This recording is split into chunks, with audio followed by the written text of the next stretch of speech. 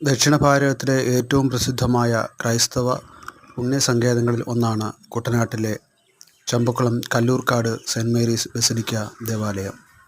ചരിത്രവും ഐതിഹ്യവും കെട്ടുപിണയുന്ന അനേകം കഥകൾ ചമ്പക്കുളം പള്ളിയുമായി ബന്ധപ്പെട്ട് പ്രചാരത്തിലുണ്ട്.